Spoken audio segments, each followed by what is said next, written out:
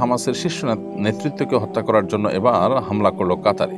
মুসলিম বিশ্বকে এই ঘটনা থেকে কি শিক্ষা নিতে বলবেন? খুবই দুর্ভাগ্যজনক একটি বাস্তবতা যে আমরা এক একটি দেশ একের পর এক আমরা হামলার শিকার হচ্ছি এবং প্রত্যেকে মনে করছি যে আমি তো ভালো আছি, অমুক আক্রান্ত হয়েছে, কিন্তু গোটা মুসলিম বিশ্ব যে আসলে একটি দেহের মতো সেটা আমরা অনেকটা ভুলে যেতে বসেছি। দুর্ভাগ্য আমাদের। এবং এই জন্যই ফিলিস্তিনে তারা যে নির্মমতা চালাচ্ছে সেখানে আমরা কিছু শোক বার্তা জানিয়ে শুধুমাত্র আমাদের দায় সারছি। এই জন্য একের পর এক আমরাও কিন্তু আক্রান্ত হচ্ছি। এই ইহুদিবাদী রাষ্ট্র তারা তাদের যে হামলাকে প্রসারিত করছে এবং বিভিন্ন দেশগুলোতে, স্বাধীন দেশগুলোতে তারা হামলা করছে, এখান থেকে আমাদের বার্তা নেওয়ার আছে অনেক।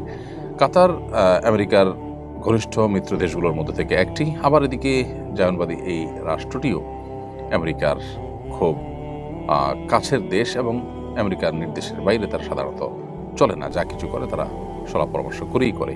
এর মানে দাঁড়ালো যে আল্লাহ তাআলা কোরআনে যে বারবার করে বলেছেন যে ইহুদি খ্রিস্টানরা কখনোই তোমাদের উপরে সন্তুষ্ট হবে না, মুসলমানরা যতক্ষণ পর্যন্ত তাদের ধর্মে তোমরা দীক্ষিত হয়ে না যাও। তোমাদের সাথে তারা উপরে মিত্রতা বা বন্ধুত্ব এটা স্থাপন করবে, তলে তলে তোমাদেরকে ধ্বংস করবার জন্য তারা ঐক্যবদ্ধ। সেটার আরেকটা বাস্তব উদাহরণ আমরা দেখতে পারলাম।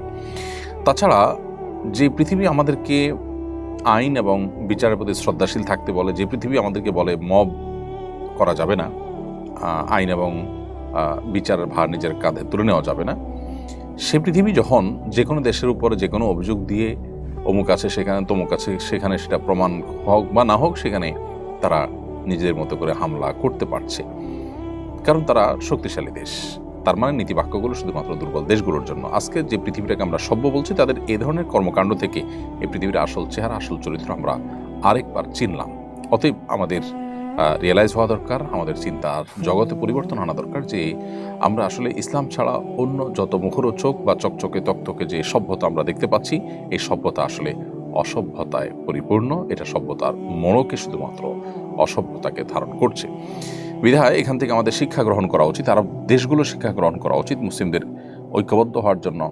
এরকম এক দুটি ঘটনায় যথেষ্ট, কিন্তু দুর্ভাগ্য একের পরে ঘটনাগুলো ঘটার পরও আমরা নিজেদেরকে বাঁচাবার জন্য মরিয়া, যেন আমরা নিরাপদে থাকলেই হলো, অথবা আমরা নিজেরা তো ভালো আছি, এরকম একটা মানসিকতা আমাদের মধ্যে চলে এসেছে। আল্লাহ রাব্বুল আলামিন আমাদেরকে হেফাজত করুন, মুসলিম মিল্লাতকে আল্লাহ তাআলা হেফাজত করুন।